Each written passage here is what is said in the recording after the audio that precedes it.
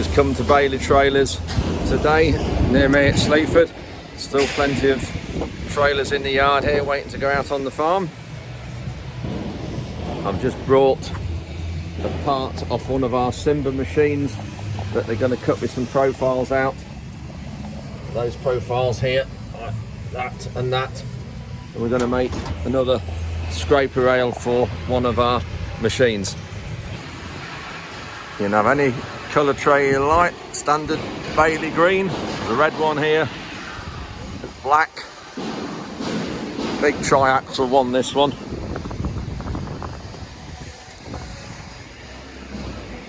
With silage sides on.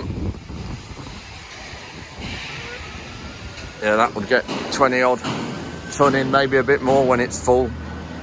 23 or 4 ton probably when it's full of wheat. Interesting one here. Little short trailer with an extension on the back. Probably a bale wedge if that's turned round. And then you can take the sides off this. Probably looks like that, not sure.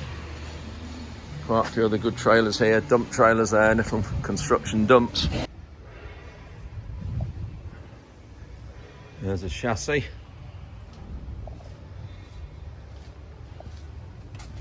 Waiting for the body.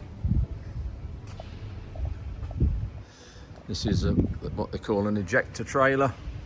So this front headboard will push the load out to the back so it doesn't tip. There's no tipping gear or no rams underneath.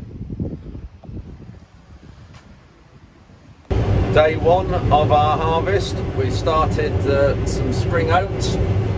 Last night we had just a try, but a few issues as always with GPS and various settings on the combine. And here these are going quite well now. And these oats are a variety which don't have a husk on the outside. They're called a naked oat. And the typical use of these is animal food, pet food, dog food, that sort of thing. And we have got 200 acres of these, and it's the first year we've really grown them, but this is on a field that hasn't had them before, so hopefully they could be all right.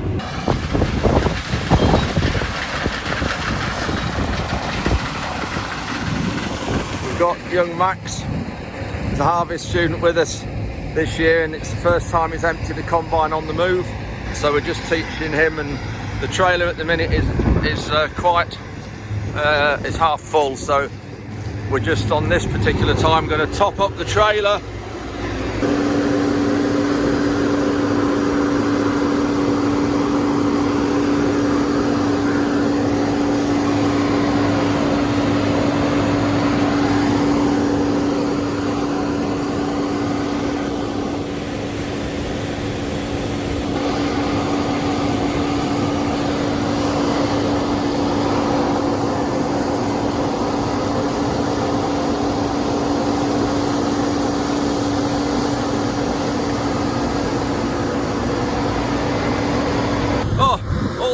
That dust, just terrible. I'm going to have a blow down, and it's so itchy with these naked oats.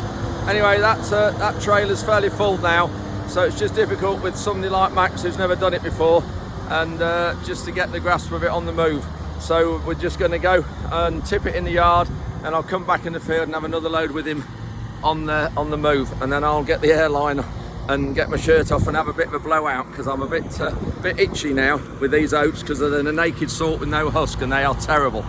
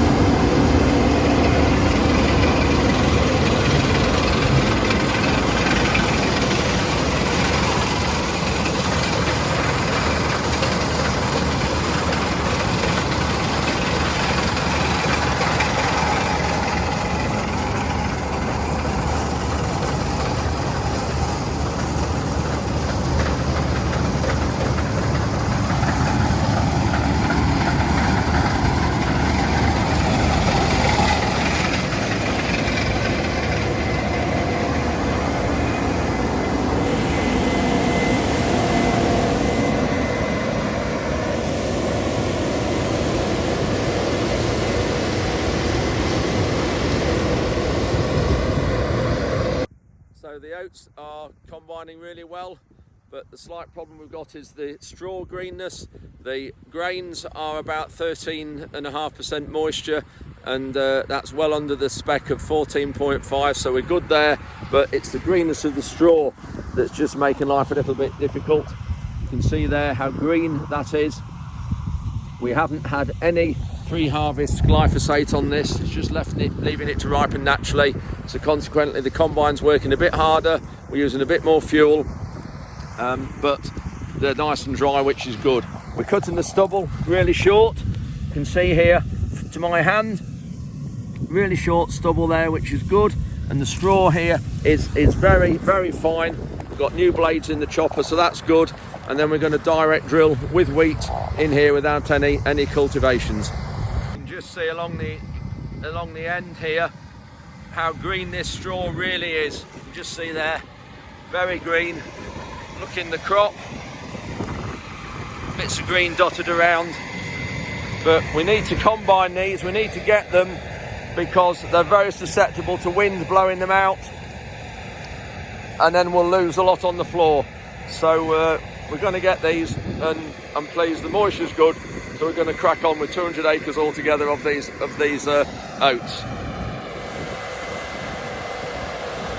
On the back of our trailers we have some stickers promoting British agriculture, and we're proud to produce your food, and these are magnetic, so we can take them on and off any machinery, and they're really good, had them made locally in Lincoln. And also we've got #YourHarvest up there, so if you look at that on social media you'll see everything to do with farming and harvest and producing food.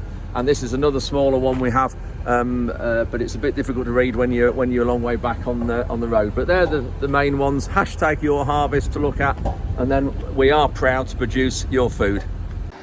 So we're at the top of the heap now. This just shows how we push up, and the amount of rape, the amount of the seed that's in front of the blade.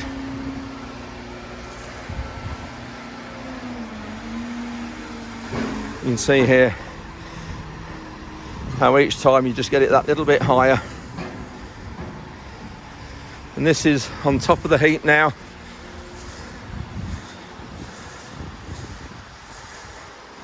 So we put a motor with a fan on the top of that, and you've seen the pictures and videos of what's underneath, and this draws the air through the tube. All the heat in this crop will go through. Here's another one, and it comes right out the pipe at the top. So the fan will go on the top here. We just put that on to stop any crop going in there when we're pushing this up. At the minute in here there's about 1,420 tonnes, I think. There is 1,420 tonnes. And you can see daylight through the sheeting here. We've got what we call perforated sheeting. So there's a good airflow movement in here, which is what you need. Otherwise the roof condenses and drips when all this heat starts to come out the crop. We've got other sections there, doors at the end, which those are empty, which we'll look at later. But a good shed here for storing crops. We're now putting the elevator back into place, ready to get another lorry in and start tipping some more.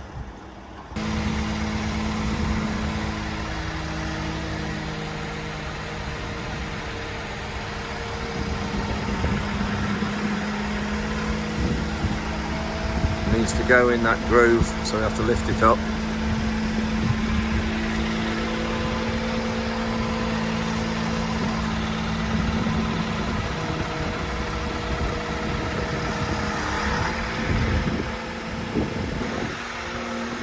We then put it in crab steer.